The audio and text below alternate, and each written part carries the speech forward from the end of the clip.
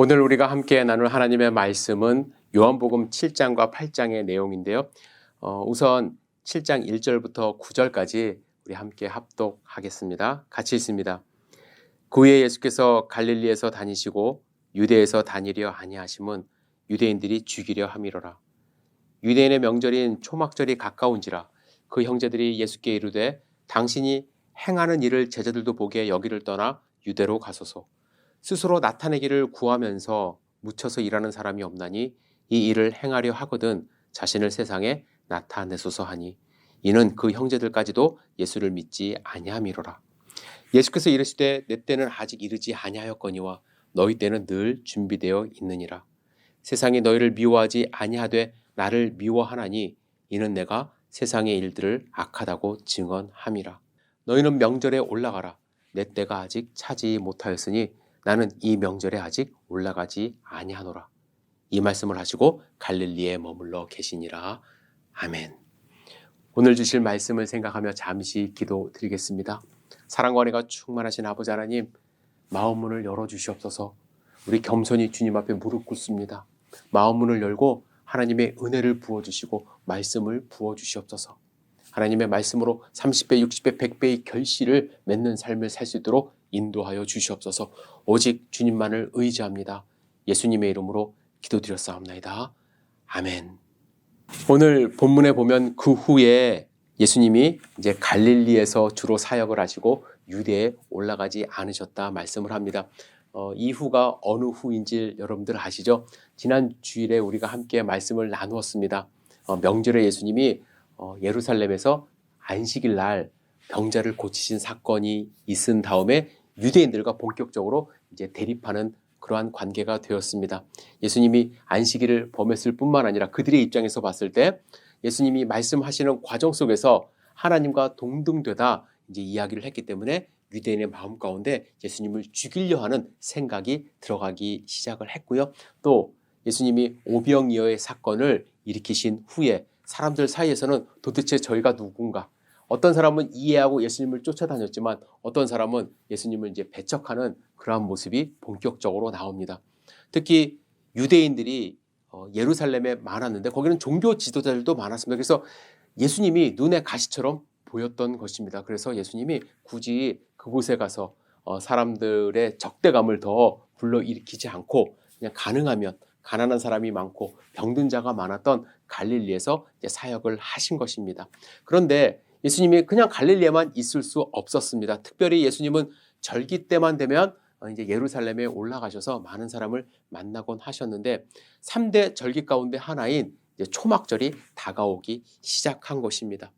여러분, 요한복음 7, 8장을 우리가 잘 이해하기 위해서는 이 초막절이 무엇이고 사람들이 초막절에 무엇을 했는지 구체적으로 알 필요가 있습니다. 그래서 조금 공부 형식으로 여러분들께 알려드리고자 합니다.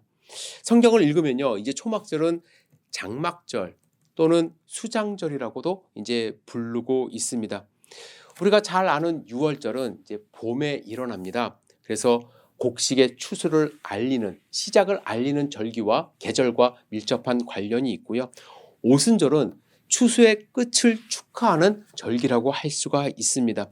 그리고 이 초막절은요, 나무에서 나오는 열매들, 그리고 포도의 가을 수확을 축하하기 위한 것으로 어떻게 보면 지금의 이제 추수감사절과 비슷하다 할 수가 있습니다.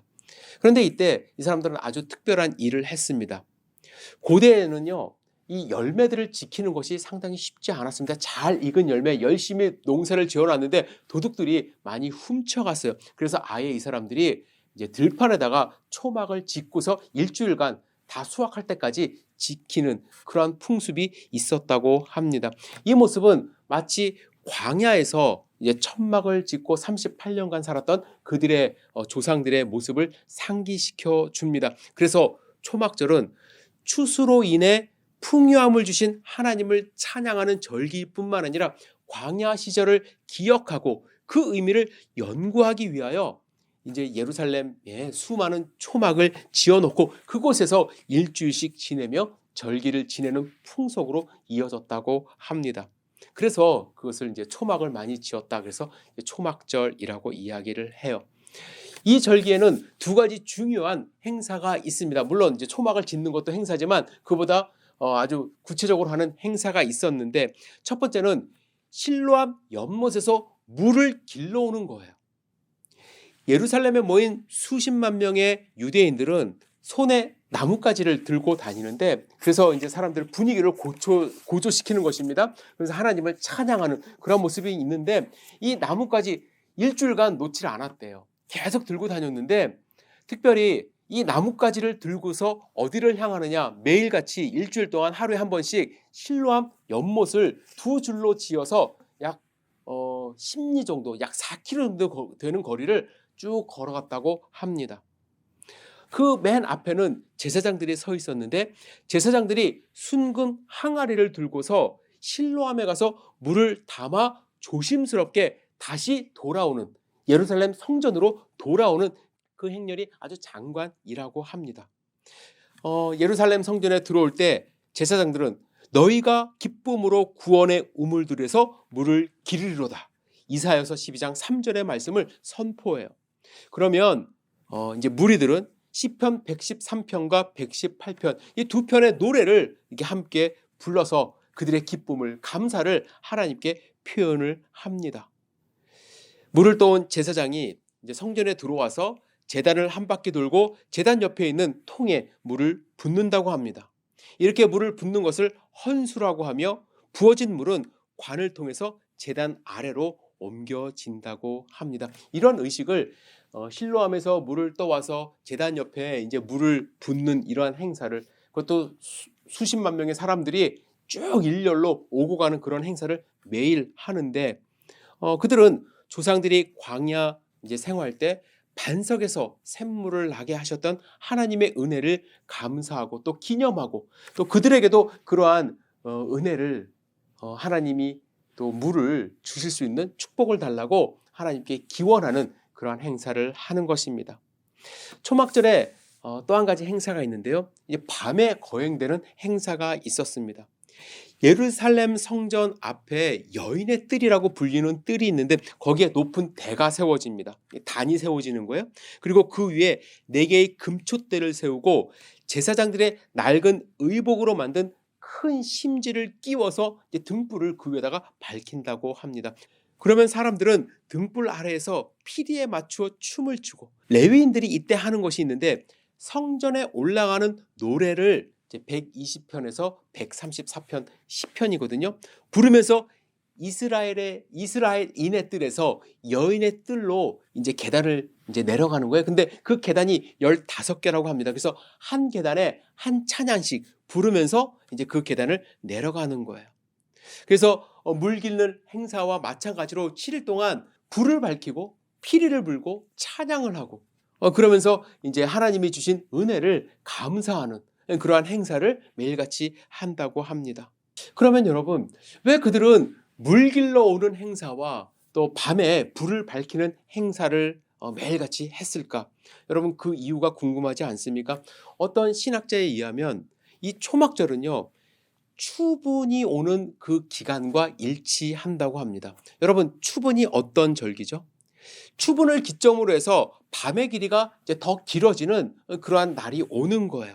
그래서 유대인들은 이제 앞으로 태양이 죽어감을 인식하고 그것을 축제 의례 속에 집어넣어서 빛을 밝히는 그런 행사를 통해서 어둠을 물리치는 그런 의식을 갖는다라고 합니다. 그리고 초막절은요, 그 시점을 기점으로 해서 이제 가을이 시작되는데, 이 가을에 가장 중요한 것이 있습니다. 그들이 기다리는 것이 있어요. 무엇이냐면 이른비예요. 이른비. 그들은 한 여름 동안 극심한 가뭄에 이제 시달렸습니다. 그러면서 가을에 이른 비가 와야 땅이 촉촉해지면서 이제 씨앗을 뿌릴 수가 있습니다. 그래야 그 다음 해에 6월절부터 이제 추수를 하기 시작하는 거예요. 그래서 그들에게 절실히 필요한 것은 무엇이냐면 이 물입니다. 그래서 실로암에서 물을 길러와서 그러한 행사를 통해서 제단에 물을 뿌림으로써 하나님이 은혜로 주시는 그 물을 갈망하는 그러한 예식을 했던 거라고 이제 많이 생각을 합니다. 제가 이러한 초막절 행사에 대해서 여러분들께 자세하게 말씀드린 이유가 있습니다. 신약 성경, 특히 이 요한복음을 묵상하면서 우리가 예수님을 깊이 알기 위해서는 이 절기를 잘 알아야 돼요. 요한은 유대인의 절기를 중심으로 해서 예수님이 어떤 분인지 소개하는 기법을 사용했는데, 첫 번째 기록한 6월절에서 예수님이 하신 행동이 있습니다. 성전 정화 사건이에요. 2장에 기록되어 있죠.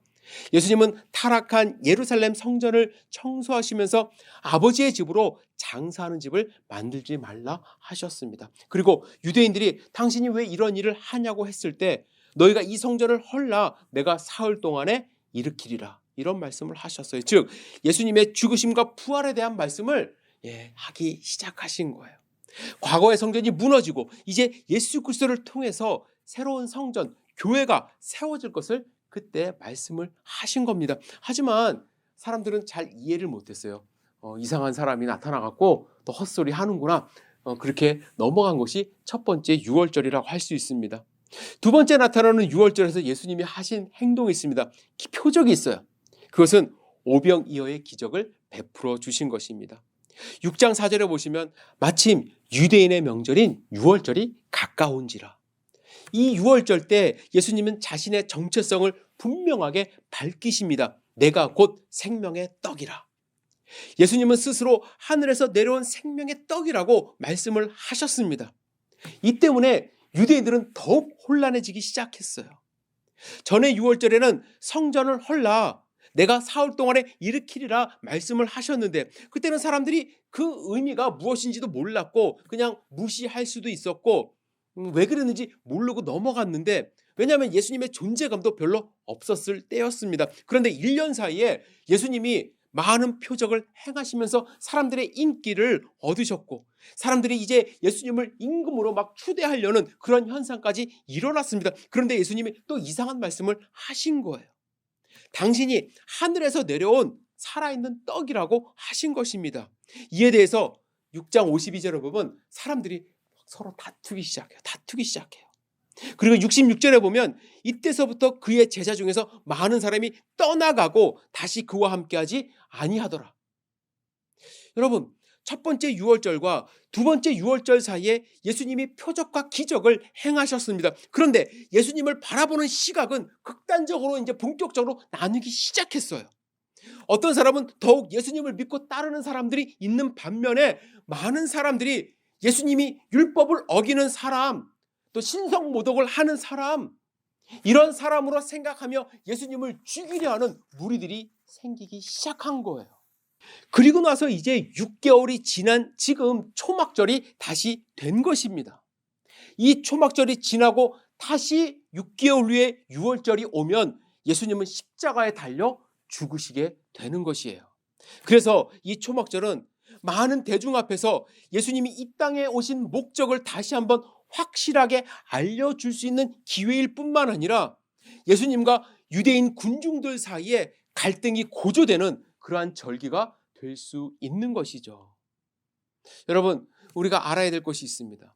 이 초막절에 예수님을 바라보는 많은 시선들이 있었습니다. 예수님이 초막절에 과연 예루살렘에 올 것인가를 기대하던 사람들이 있었습니다. 몇 가지 시선이 있었는데, 첫 번째, 가장 가까운 옆에서 살고 있는 형제들의 시선이 있었습니다. 3, 4절 함께 읽겠습니다. 3, 4절 시작.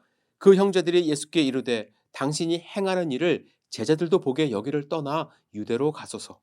스스로 나타내기를 구하면서 묻혀서 일하는 사람이 없나니 이 일을 행하려 하거든 자신을 세상에 나타내소서. 예수님의 형제들, 동생들이 이러한 이야기를 하는 거예요. 형제들이 이러한 말을 하는 이유가 무엇이었을까요? 저는 그렇게 생각합니다. 소위 예수님을 바라봤을 때 상품성이 있다는 거예요. 상품성. 예수님을 옆에서 이렇게 보니까 어릴 때는 잘 몰랐는데 뭐 표적도 행하고 또 기적과 이사를 행하고 사람 병든 자를 이제 고치시고 하는 능력이 있는 것처럼 보이기 시작합니다. 가만히 보니까 잘 이용하면 많은 사람들이 따라올 수도 있겠다라는 거예요. 그렇다면 여기 갈릴리에 있으면 안 된다는 것입니다. 더 큰 무대로 가서 사람들을 만나고 세상에 자기를 알려야 한다고 생각을 한 것입니다. 그래서 초막절에 유대에 가라고, 갈릴리에만 있지 말라고 등을 떠미는 거예요.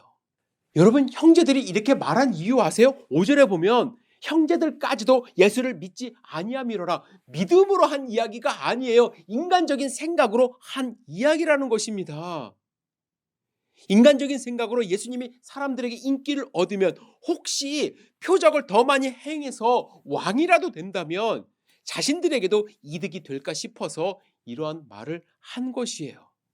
6절에서 예수님은 그들의 생각을 아셨어요. 그래서 뭐라고 말씀하셨냐면, 너희 때는 늘 준비되어 있느니라. 그들이 생각하는 정치적인 때는 지금 당장에도 할 수 있다라는 것이에요. 하지만 예수님의 때는 하나님이 정하신 것이기 때문에 지금 갈 수 없다라고 말씀을 하시는 것입니다. 그래서 예수님은 초막절 중간에 성전에 올라가시는 것입니다. 형제들은 어떻게 하면 예수님이 자기들에게 이익이 될까를 생각을 했습니다. 그런데 사실 이 생각이 그렇게 나쁜 것은 아니에요. 그죠? 예수 때문에 나도 잘 살고 한 자리 차지하면 뭐 그게 죄입니까? 그게 나쁘다고는 생각 안 해요. 그런데 문제가 있어요. 예수님에 대해서 그 이상을 생각하지 못하는 그런 문제가 발생합니다. 예수님은요, 여러분과 저의 형제들의 현실적인 삶을 개선하기 위해서 이 땅 가운데 오신 분이 아니에요. 물론 예수님을 믿으면 복 받아서 잘 살 수도 있습니다. 하지만 오히려 예수님을 제대로 믿으면 현실의 삶은 힘들어져요. 예수님의 제자들 거의 다 순교당했습니다. 물론 예수 믿고 부자 된 사람들 있을 수 있어요. 하지만 극소수예요, 극소수. 예수님은요, 여러분과 저에게 영원한 삶을 주시기 위해서 이 땅 가운데 오셨습니다. 그것을 믿지 못하면 형제들이 가졌던 그 시각으로 예수님을 계속 보게 된다는 거예요. 인간적인 생각으로 예수님을 바라볼 수밖에 없어요. 두 번째로, 혼란스러워하는 무리들의 시선이 있었어요. 무리들 중에 많은 사람들은요, 6개월 전에 유월절 예수님이 오병이어의 기적, 표적을 베푸신 것을 직접 경험한 사람들도 많이 있었을 것입니다. 그들은 어떻게 했나요? 예수님을 억지로 붙들어 임금으로 추대하려고 했던 사람들입니다. 그런데 예수님이 무리들을 피해서 산으로 가셨고, 그들 몰래 이제 가버나움으로 가버리셨어요. 그리고 이해하지 못할 말들을 그들에게 가버나움 회당에서 하셨습니다. 나는 생명의 떡이니 내게 오는 자는 결코 줄이지 아니할 터이요, 나를 믿는 자는 영원히 목마르지 아니하리라. 사람들은 많이 혼란스러워했습니다. 그래서 제자들이 떠났다, 이런 말씀도 있습니다. 이제 6개월 만에 무리들이 다시 모여들었습니다. 사람들이 궁금해했어요. 예수가 다시 나타나 어떤 표적이라도 보여주면 좋을 텐데 기대하던 사람들도 있었습니다. 그런데 사람들의 여론이 6개월 만에 많이 갈렸어요. 6개월 전에는 예수님을 단순하게 믿지 못하고 또 예수님의 말씀을 어려워하면서 예수님을 떠난 사람들이 있었는데, 그 당시에는 예수님을 막 부정적으로 무리들 가운데, 유대인들은 그렇게 할 수도 있었지만 무리들 가운데 예수님을 싫어하는 사람이 없었습니다. 그런데 이제는 무리들 중에서도 예수님을 미혹해하는 사람이라고 생각을 하기 시작한 거예요. 자, 12절 함께 읽겠습니다. 12절 시작. 예수에 대하여 무리 중에서 수군거림이 많아 어떤 사람은 좋은 사람이라 하며 어떤 사람은 아니라 무리를 미혹한다 하나. 여기서 이 미혹이라는 단어는 아주 부정적인 단어입니다. 요한계시록 2장 20절 읽겠습니다. 시작. 그러나 내게 책망할 것이 있노라. 자칭 선지자라 하는 여자 이세벨을 내가 용납함이니 그가 내 종들을 가르쳐 꾀어 행음하게 하고 우상의 제물을 먹게 하는도다. 여기서 꾀어라는 단어가 똑같은 단어예요. 사람들을 꾀다고 사람들이 생각하는 것입니다. 어떤 사람은 예수님을 좋은 사람으로 인식하고 있었지만 또 어떤 사람들은 예수님을 사람들을 미혹하게 하는 사람으로 인식하고 있었던 것입니다. 대중은 예수님에 대하여 혼란스럽게 생각하기 시작한 거예요. 그리고 세 번째 시선이 있었습니다. 예수님을 붙잡고자 하는 유대인들이에요. 11절에 보시면 유대인들은 예수님을 찾았다고 말씀을 합니다. 예수를 찾으면서 그가 어디 있느냐 이렇게 하고 다녔어요. 예수님을 찾는 이유가 무엇이었겠습니까? 예, 질문하고 또 무언가를 시험하기 위하여 꼬투리를 잡기 위해서 예수님을 찾았던 거예요. 이런 분위기를 잘 알기 때문에 무리들은 드러내놓고 예수님에 대해서 잘 이야기도 하지 못하고 있었습니다. 그런데 예수님이 명절 중간쯤부터 성전에서 나타나 가르치기 시작합니다. 그 가르침을 들은 유대인들은 예수님의 가르침에 놀랐어요. 그러면서 하는 이야기가 뭐냐면 이 사람은 배우지 아니하였거늘 어떻게 글을 아느냐? 배우지도 않은 사람인데 어떻게 글을 알고 이렇게 잘 가르칠 수 있느냐? 이런 뜻이죠. 이 말씀을 들은 예수님이 이제 자기의 정체성을 또 드러내시기 시작합니다. 28절과 29절 쉬운 성경으로 함께 읽겠습니다. 쉬운 성경입니다. 시작. 그러자 예수님께서는 성전뜰에서 가르치실 때 큰 소리로 말씀하셨습니다. 너희는 나를 알며 또 내가 어디서 왔는지도 알고 있다. 그러나 나는 이곳에 내 스스로 온 것이 아니다. 나를 보내신 분은 참되시다. 너희는 그분을 알지 못하지만 나는 그분을 아는 것이 내가 그분에게서 왔고 그분은 나를 보내셨기 때문이다. 이 말씀은 당신은 하나님이 보내신 하나님의 사람, 하나님의 아들, 메시아 된다는 것을 밝히신 거예요. 유대인들이 듣고 싶어 하신 그 말씀을 당당하게 하신 것입니다. 그래서 유대인들은 예수님을 잡고자 했어요. 하지만 예수님에게 감히 손을 대지 못했습니다. 오늘 본문에서는 요한복음에서는 아직 때가 아니었기 때문이라고 말씀을 하시고 또한 무리 중에는 여전히 예수님을 믿고 따르는 사람들이 많이 있었기 때문에 섣불리 예수님을 건들지 못한 것입니다. 여러분, 요한은요, 초막절 절기에 일어난 일들을 기억하면서 예수님을 바라보는 사람들의 다양한 시선을 우리에게 제공해주고 있습니다. 자기의 이익을 위하여 등 떠미는 형제들, 예수님의 정체성에 혼란스러워하는 무리들, 그리고 예수님을 붙잡아 죽이려 하는 유대인들. 만약에 여러분 같으면 어떻게 하셨을까요? 두 가지 선택이 있을 수 있습니다. 첫째는 초막절 시작하기 전에 올라가셔서 예루살렘에 올라가셔서 사람들을 귀합하는 거예요. 사람들을 귀합하는 거예요. 내가 당신들을 위해 이 땅에 온 메시아입니다. 제가 행하는 표적을 잘 보십시오.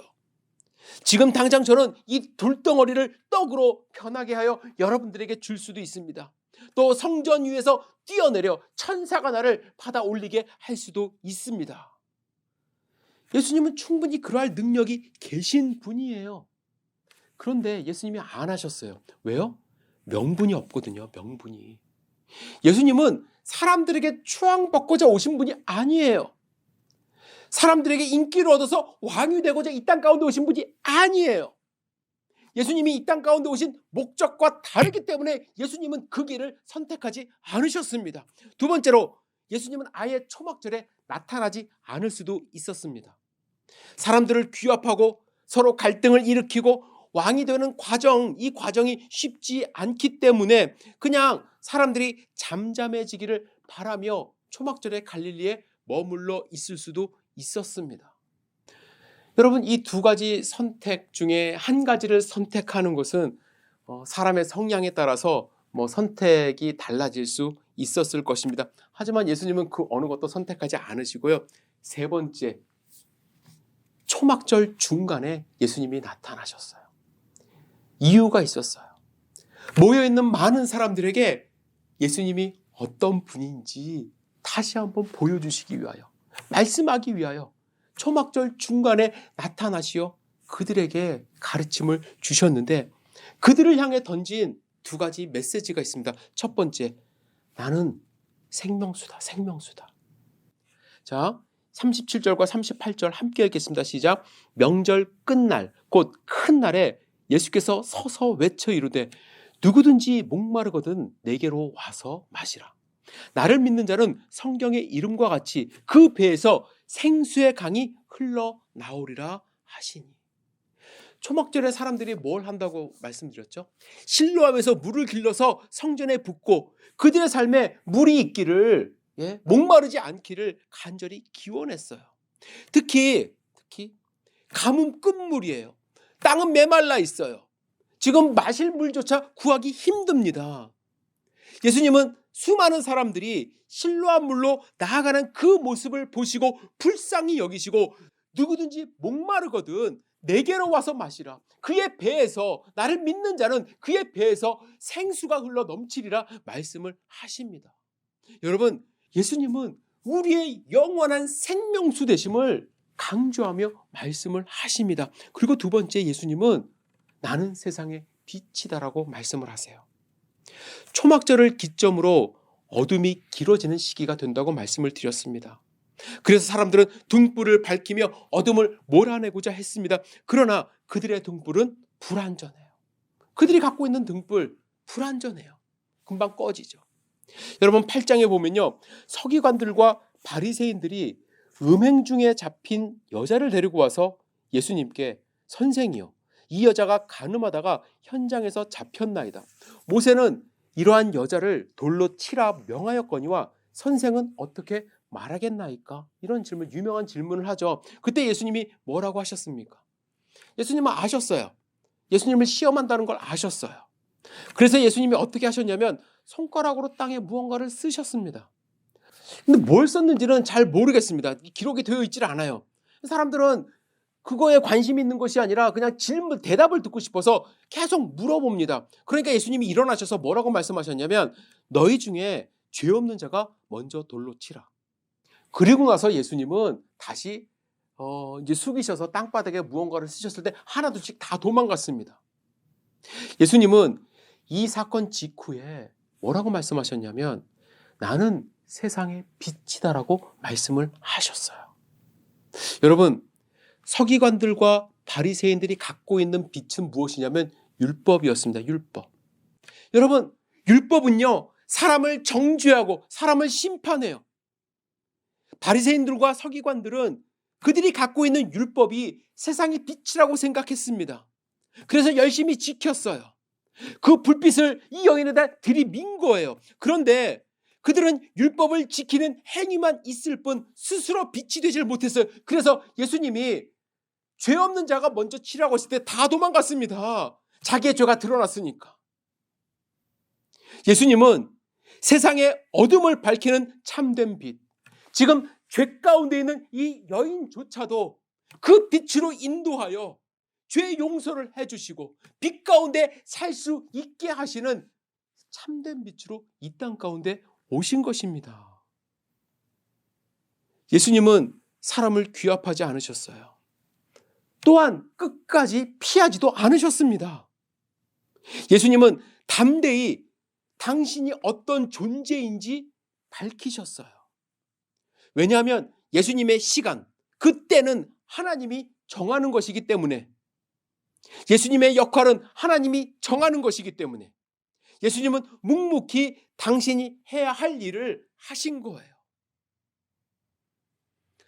사람들이 등 돌리고 그를 떠나도, 잡아 죽이려 하는 무리가 생겨도, 왕으로 삼아 이익을 챙기려 하는 사람이 있어도 그들에 휘둘리지 않고 6개월 후 유월절 어린 양으로 목마른 우리에게 참된 생명수가 되기 위하여, 어둠 속을 헤매는 우리에게 참된 빛이 되기 위하여 그 길을 묵묵히 걸어가신 것입니다.